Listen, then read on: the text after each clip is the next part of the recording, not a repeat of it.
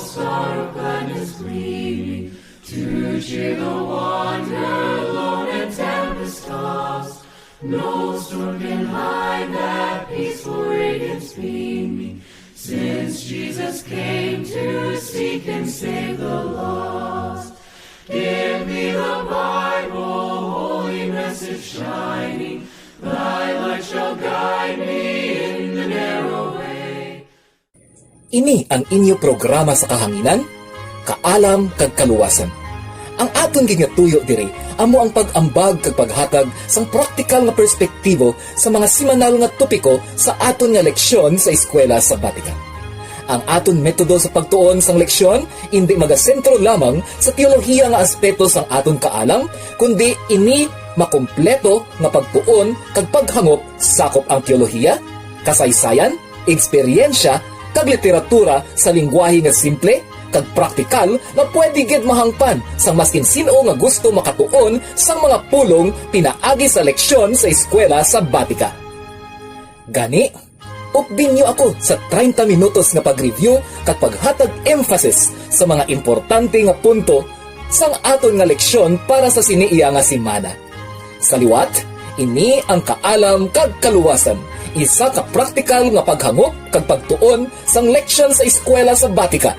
Kag kaupod niyo ang inyo kubos na alagad nga isaman ka manunudlo sa filosofiya, lohika kag kasaysayan, Brother Noy Gonzaga Jr. Mga abyan, kari kamo kag kita magtuon para kita may kaalam kag kaluwasan. Mga palamangkutanon sa leksyon. Mga abyan, akong ipakita sa inyo sa sulod sang 15 segundos ang aton nga outline of questions para iya sa sining episode sang aton programa. Ini nga outline, pwede gid ninyo nga gamiton bilang teacher's outline kung ikaw nagatudlo sa leksyon sa eskwela sabatika. Ini nga outline, pwede man nga i-screenshot o kung kopyahon, kag himuon nga balasihan sang leksyon sa eskwela sabatika sa mismo nga simbahan o kung small group para nga hindi gid maglawig ang aton nga pagtuon kag kita may ara man sang praktikal nga giya. Mga abyan, 15 segundos sa paglantaw kag pag-screenshot sang aton nga mga palamangkutanon sa leksyon.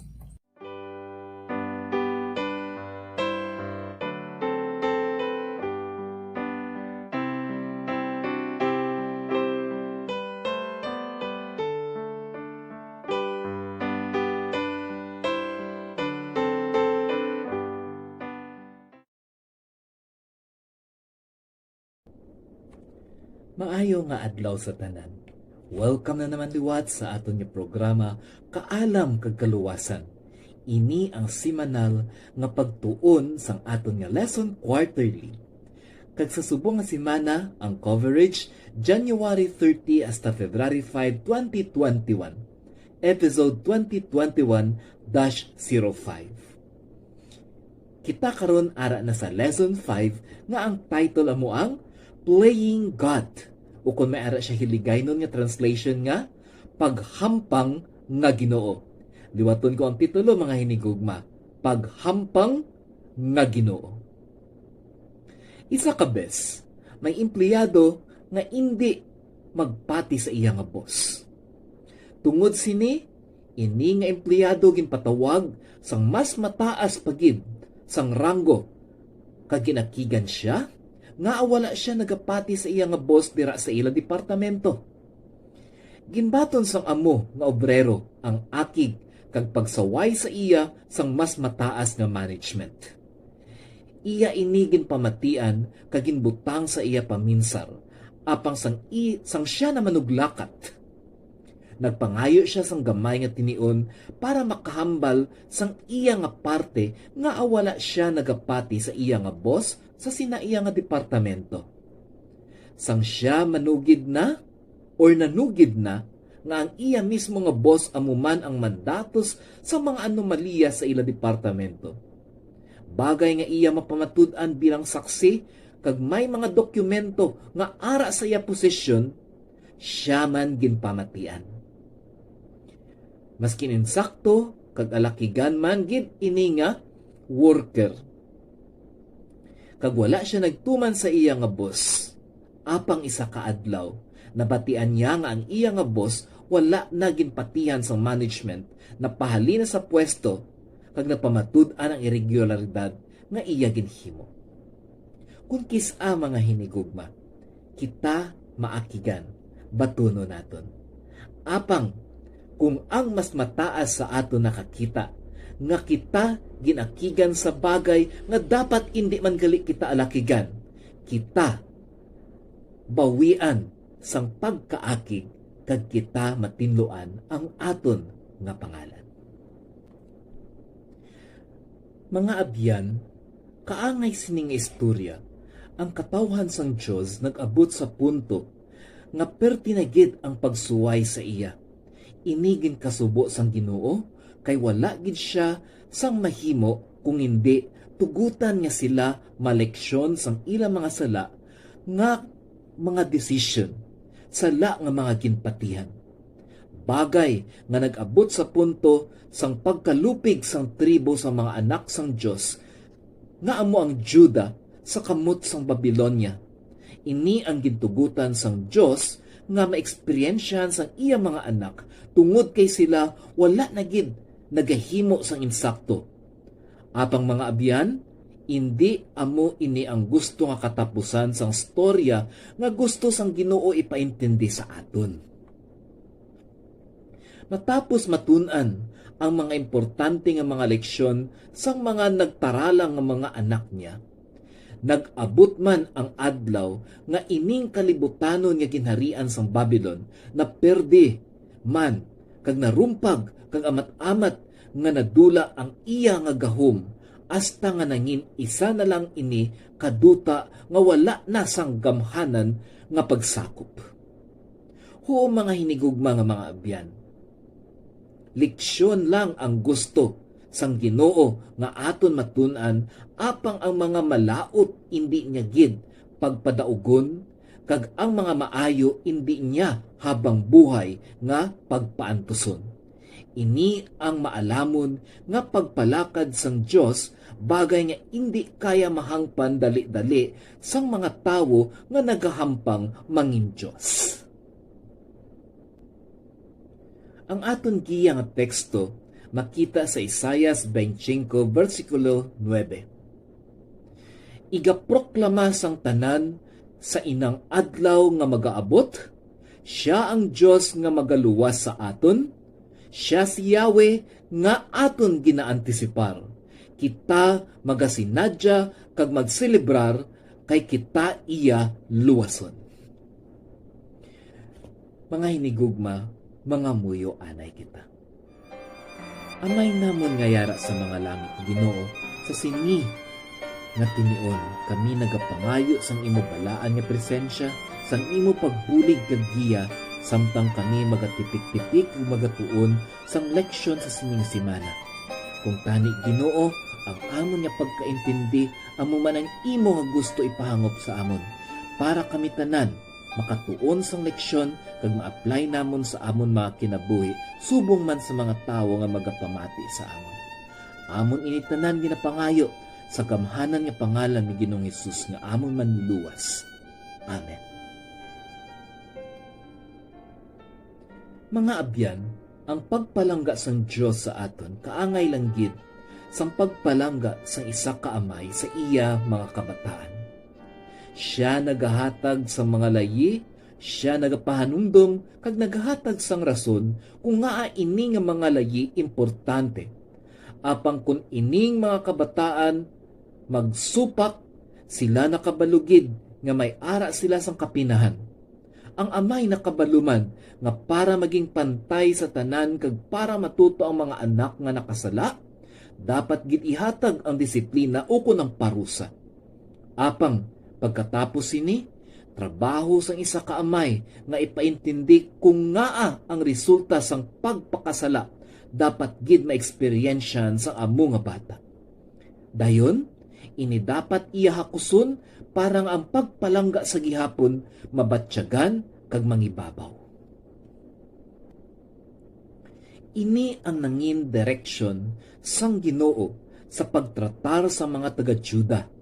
Natilawan nila ang paghukom sang Ginoo sa ila nga mga paglapas kag pagsupak sa iya, apang ini nga mga eksperyensya sang disiplina kag mga leksyon sang pagtalikod sa Ginoo, isa kadako nga pundasyon nga sila indi na magaliwat kag tungod sini sila magin madinalag-o na indi lang sa ila pakipagsambuwa sa kontra, pero maskin sa pagkontrol sang ila mga kaugalingon. Ini nga leksyon amo ang naghimo pagid sang Juda nga isa ka faithful nation kag isa ka nasyon nga nagbutang sang ila pagsalig sa Ginoo. Kay kabalo sila nga sa ulihi ang Ginoo lang gid gihapon ang mangin madinalag-on sa tanan nga bagay. Karon mga abyan, ginaimbitahan ko na kamo sa pagkuha sang inyo leksyon sa eskwela sabatika kag mga Biblia kay kita na magasugod sa pagsabat sa mga pamangkot sa kada adlaw sining semana.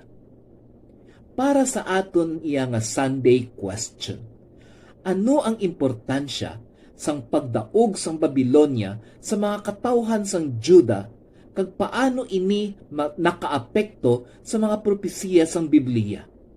Liwaton ko ang Sunday question. Ano ang importansya sang pagdaog sang Babilonia sa mga katawhan sang Juda kag paano ini nakaapekto sa mga propesiya sang Biblia? Ato na hibaluan sa mga nakasulat sa Biblia kag ginpamatud-an sang mga nakasulat sa kasaysayan nga ang Babilonia isa kaduog nga permi nagin perde kag ginasalakay sang mga katawhan sang Dios sa Juda. Pila ka beses nasulat nga wala gid nakaagi daog ang Babilonia sa mga taga-Juda. Apang sa duwa ka rason nag-abot ang tinion nga ini gintugot sang Dios nga maperde ang Juda sa Babylon. Una nga rason, ang mga katawhan sang Dios nagaamat-amat na supak sa iya kag nagapaminsar nga maskin wala ang Ginoo, perti na sila kasagad kag kabaskog kag kagamhanan para malupig pa sang mga kaaway sa iban nga nasyon. Ini nga mga paminsaron ang nagpalikaw sa mga anak sang Dios sa iya. Rason kun nga kinanglan nila maeksperiensyahan ang pagkaperde para sila matauhan kag makamarasmas nga ang kadalag-an ara lang gid sa Ginoo kag wala sa mga gahom kag kabaskog sang maskin sino ang ara sa tawo. Ikaduwa nga rason, nakasulat sa propesiya nga maabot ang adlaw nga ang Babylon isa ka lugar nga ila ginadaog-daog lang, mangin superpower sa ina nga rehiyon kag maskin sa bilog nga kalibutan kag ini ginpakita sa damgo ni Daniel kag ginmitlang sa mga propesiya kay Isaias. Kung patihan lang ang katabo sina nga tiyempo, daw ka imposible sang propesiya. Apang diri nagsulod ang kamatuoran sa mga propesiya sang Dios kay nag-abot gid man ang adlaw nga ang gamhanan nga tribo sang Juda napaduko sang Babilonia kag diri nagsugod kalatuman ang tagna nga ginmitlang kay Isaias kag ginpakita kay Daniel. Amo ini ang importansya sang pagkadaog sang Babilonia tungod kay ini ang magasugod pamatuod sang tagna nga ginhambal sang Dios sa Biblia. Karon magakadto na kita sa Monday question. Ano ang mensahe sang Ginoo sang siya nagbulig sa pagtumba sang gamhanan nga Babilonia? Ini bala nga hitabo may kaangtanan sa pagtuo sang mga katawan sang Dios? Liwaton ko ang Monday question. Ano ang mensahe sang Ginoo sang siya nagbulig sa pagtumba sang gamhanan nga Babilonia? Ini bala nga hitabo may kaangtanan sa pagtuo sang mga katawhan sang Dios? Nangindako nga storya kag kalapilingalahan sa mga katawhan sang Dios nga nagulpot kag ang pagiging superpower sang Babilonia. Wala gid sila gahuna-huna nga maperde sila sining gamay nga nasod nga ila man lang ginadaog-daog sang una.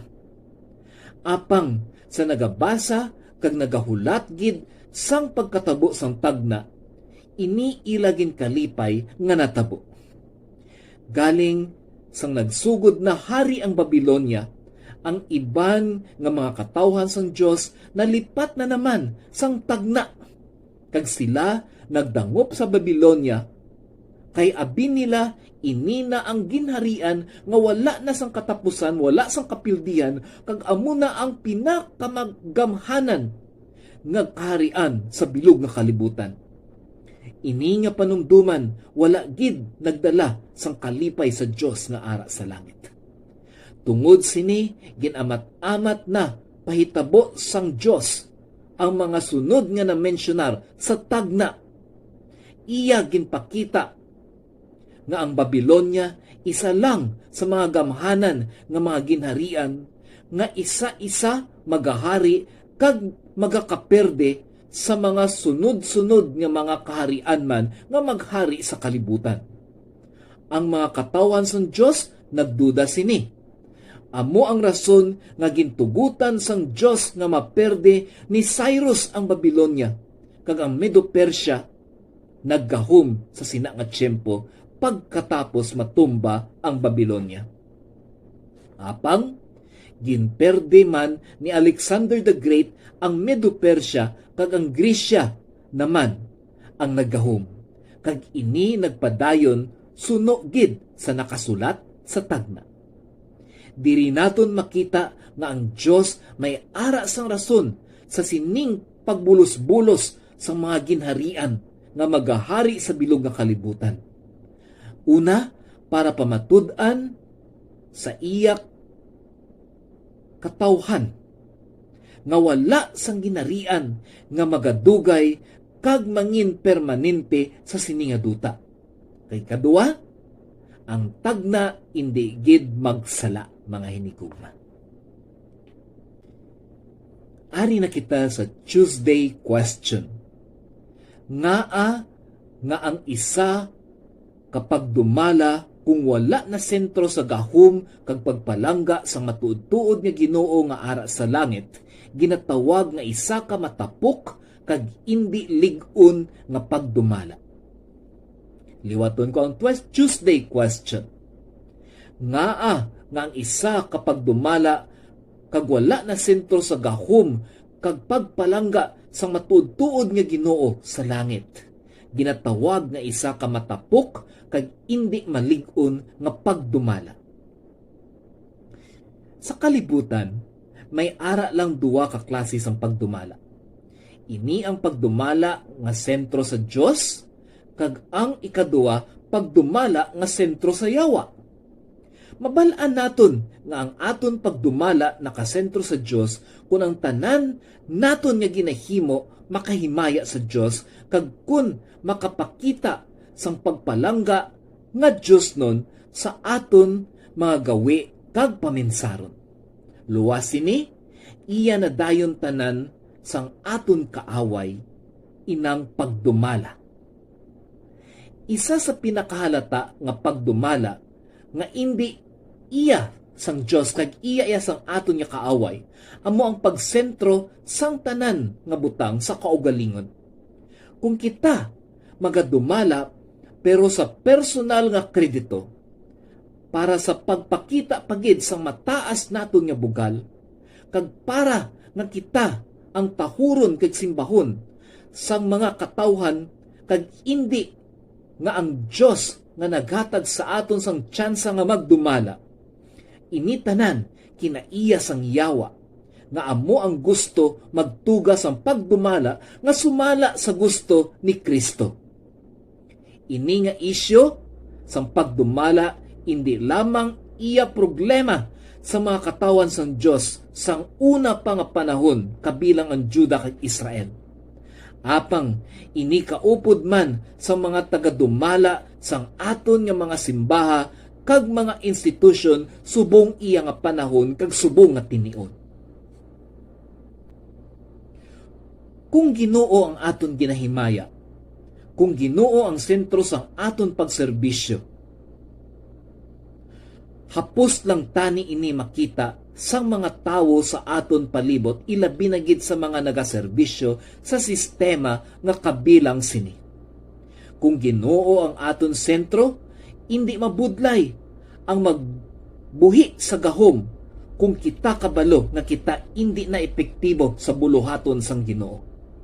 Apang diri magasulod ang pangkaugalingon nga mga interes, bagay nga maskin wala na kita may mahimo nga maayo para sa buluhaton, kita man gyapon kapituko sa aton mga lugar sa pagdumala. Kung aton malinlang ang mga katawhan sa palibot, sigurado nga hindi naton malinlang kag mainto ang Ginoo. Gani tani sa aton pagserbisyo sa Ginoo, kung iniman bilang trabahador o kung sa aton pribado iya nga kabuhi, tani ang Ginoo ang sentro sang aton iya nga pagpangabudlay, mga hinigugma nga mga abyan. Ari na kita sa Wednesday question. Ang pagpanghingabot bala sang kaaway, isa ka patimaan nga ang aton ginasimba kag ginasunod nga Ginoo ukon hari, matuod kag amo ang Dios nga walay katubtuban. Matahom nga pamangkot, mga hinigugma. Liwaton ko ang Wednesday question.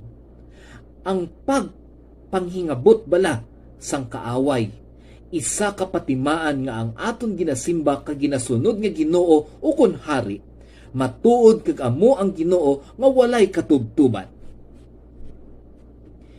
Madamo sang bes sa Biblia nga ang buluhaton nga wala sang pulos kaupod ang pagpamantay kag pagsinuya ay wala iya ginasapak pasang aton kaaway. Liwaton ko ina, kung kita mga suyaan kag mga bantayero, halos wala kita iya ginasapak sang yawa.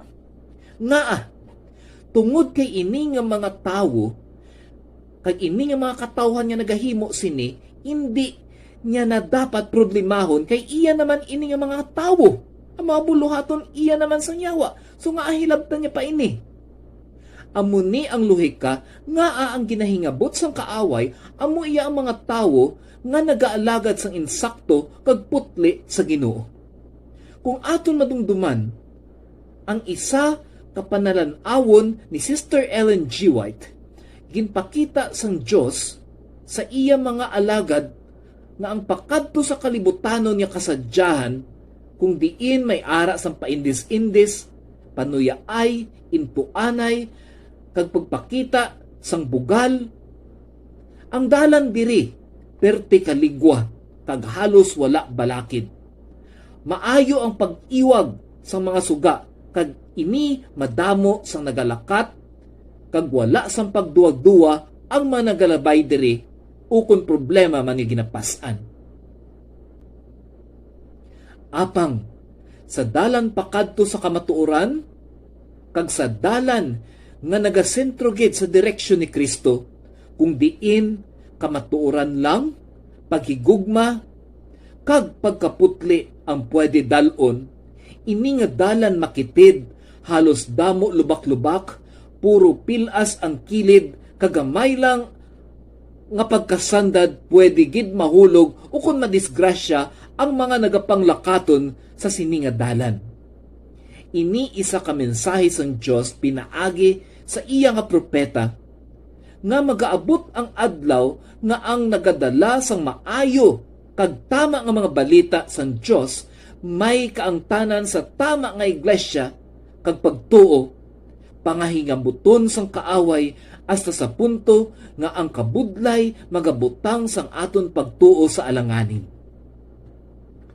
Apang ang Ginoo indi gid magbiya sa aton, kag siya magahimo sang mga bagay nga makasalbar sang iya mga matutom nga mga anak, o kung ang ginatawag naton faithful ones.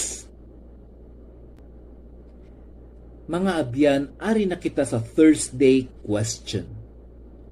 Ano ang pagkapareho kag pagkalain sang propesiya parte sa pagkaperdi sang Babylon sa sinulatan iya ni Isaias kag ni Juan nga mananalagna. Liwaton ko ang Thursday question.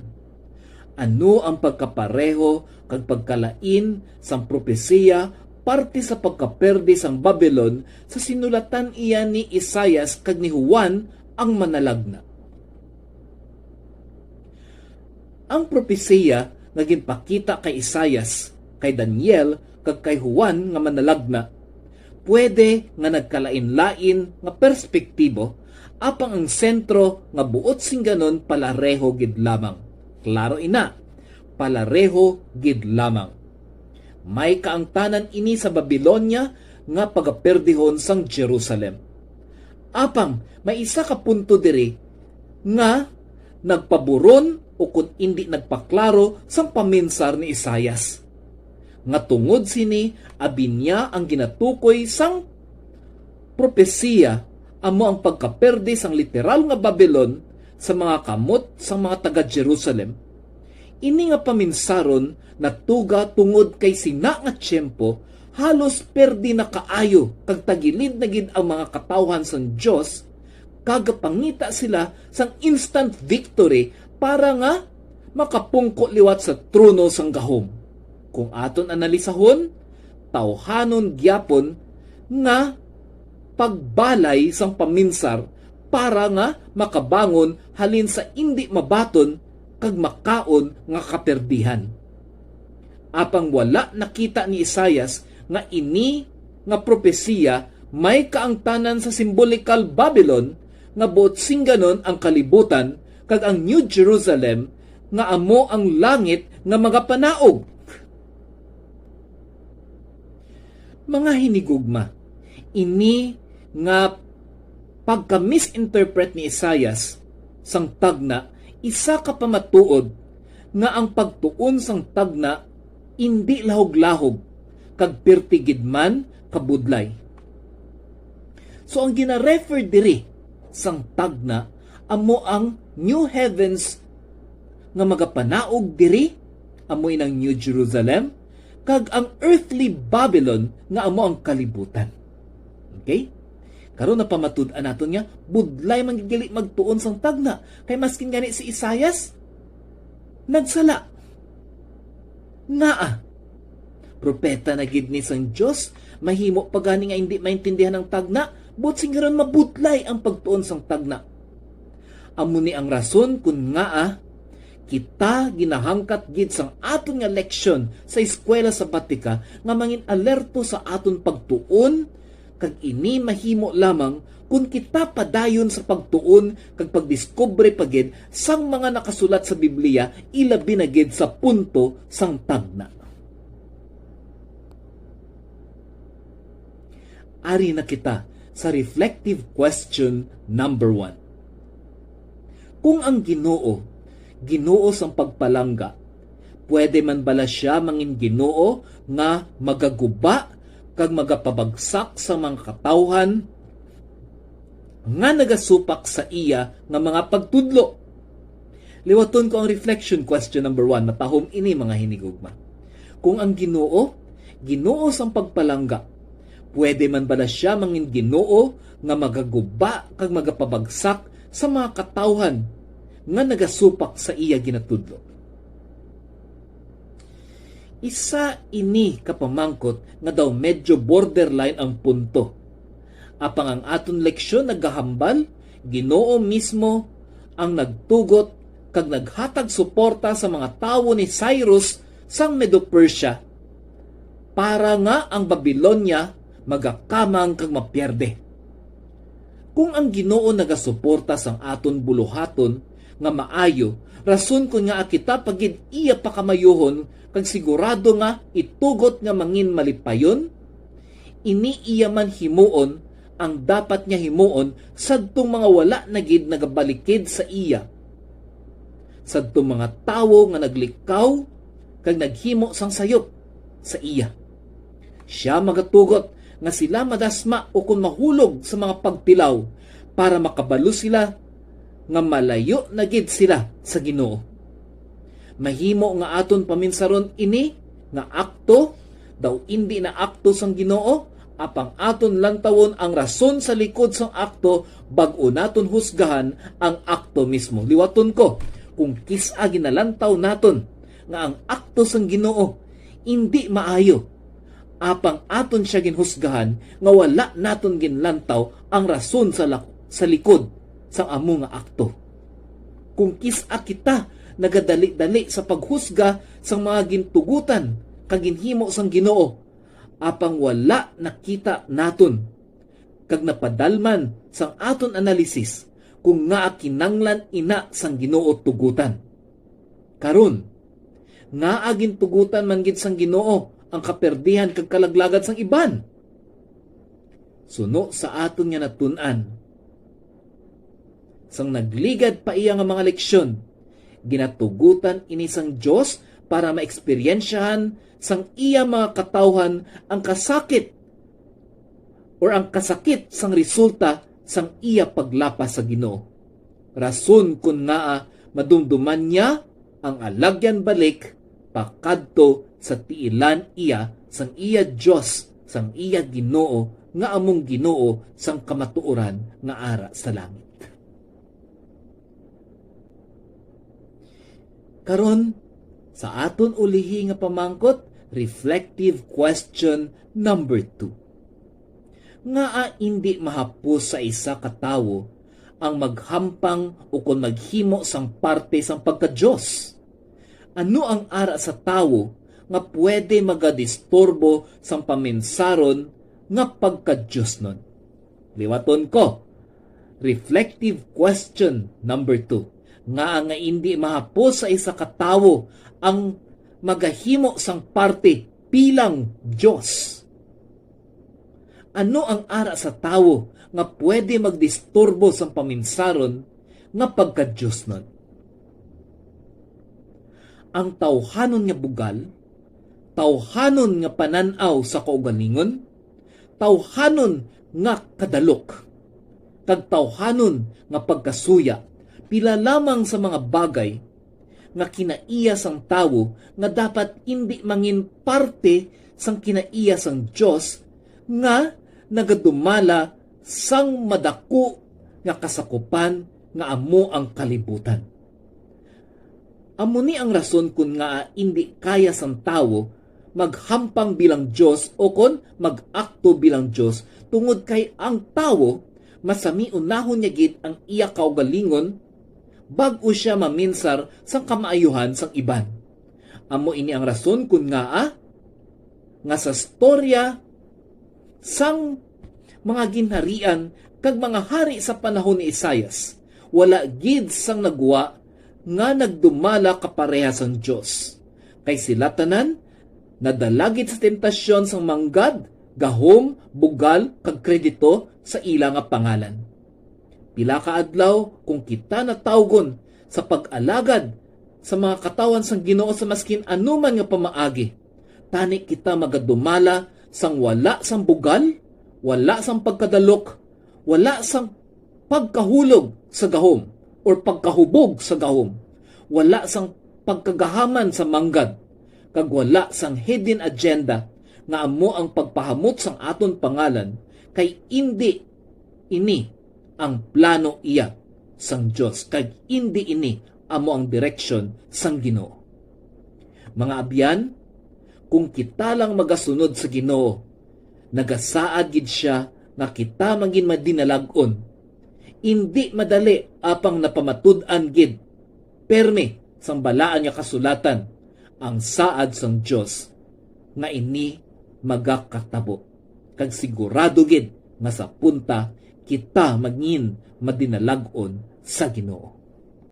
Mga hinigugma, ari na kita sa summary iya sang aton nga leksyon sa eskwela sabbatika.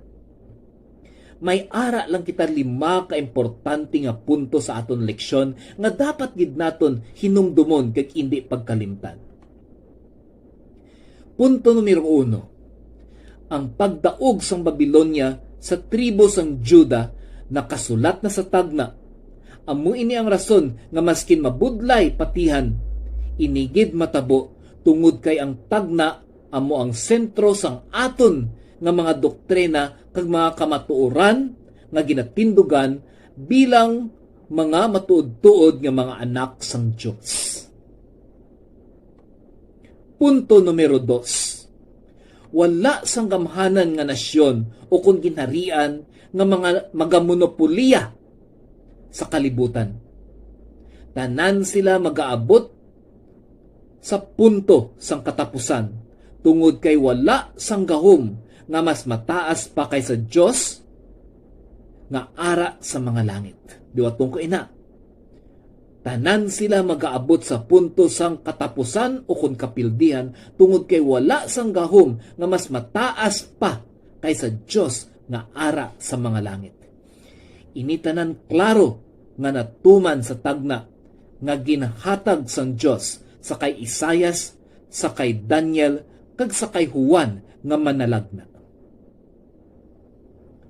Numero 3. Duwa lang ang klase sang pagdumala sa kalibutan.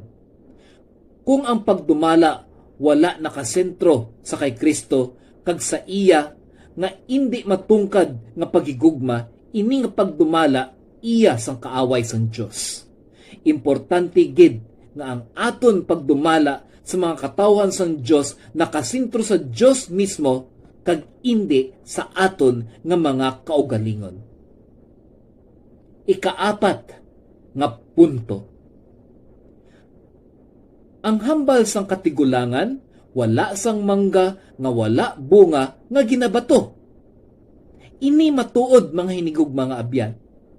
Kung kita wala nga tudlo parte kay Kristo o kung ang aton ginatudlo sala o kung may lakot nga sala, hindi na kita paghilabtan iya sang kaaway sang Ginoo kay ini bentahan na sa iya. Apang kung kita nagatudlo sang kamatuoran, kita pangahingabuton gid sang aton nga kaaway. Apang hindi magpabaya ang Ginoo sa mga matutom sa iya. Ikalima kag ulihi nga punto. Ang propesiya sang Dios hindi lang para sa literal nga Babylonia nga ipagatuman sang literal man nga Jerusalem. Diwatong ko ina nga punto. Ang propesiya sang Dios hindi lang para sa literal nga Babylon nga ipagatuman sang literal man nga Jerusalem. Klaro inaha mga hinigugma. Ang tagna nagatudlo sa kalibutan bilang simbolismo sang Babylonia kag ang langit nga magapanaog nga amo ang New Jerusalem nga aton pagakadtuan bilang bakasyon upod iya sang aton nga Dios. Mga pinalangga nga mga tagpalamati. Ari na kita sa konklusyon sang aton nga leksyon sa eskwela sa Batika. Hindi mahapos mangin Dios.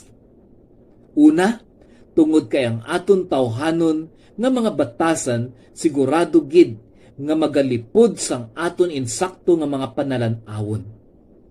Ikadua, tungod kay ang tawo makita niya lang ang mga malapit sa iya kag ang mga bagay nga na-eksperyensya niya na. Pero hindi niya makita ang perspektibo universal nga amo ang pinaka-general nga concern sang aton iya nga Ginoo nga yara sa langit. Ikatatlo kag ulihi, ang tawo limitado lang ang nabalaan, limitado ang nakitaan, kag limitado ang kabuhi.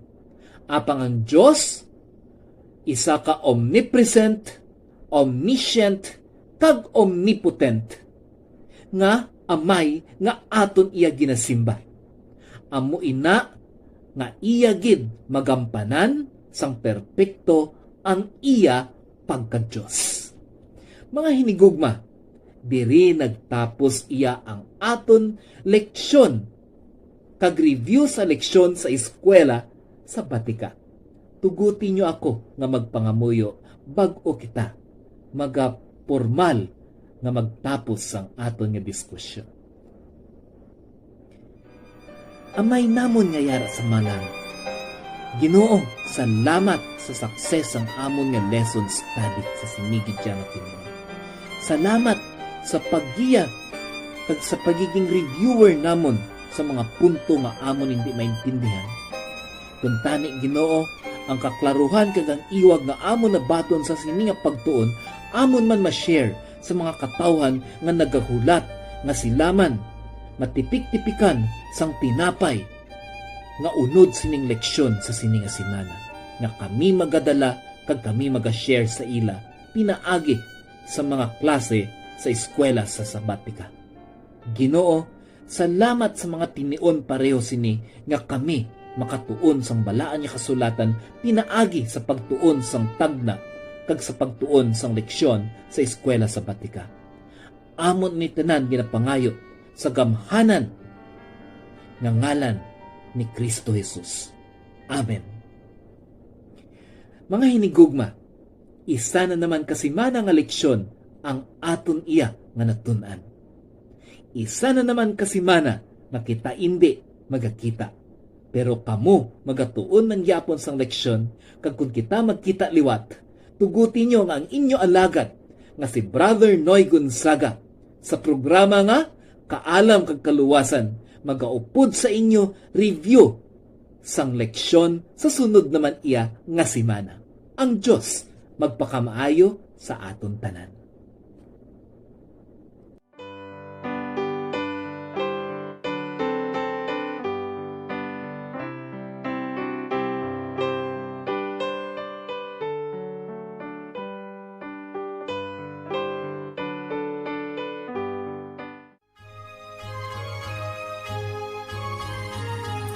Dalayawon ang pinakamaalam nga manunudlo sa eskwela sabatika nga amo ang Ginoo, nga siya gid ang naggiya sa aton sa sining programa nga nagabulig puno sa aton spiritual nga kinanglanon. Hasta sa sunod nga episode sang Kaalam kag Kaluwasan. Ini ang inyo abyan Brother Noy Gonzaga Jr. kag ini ang Kaalam kag Kaluwasan. Give me the Bible, holy message shining. Thy light shall guide me in the narrow way.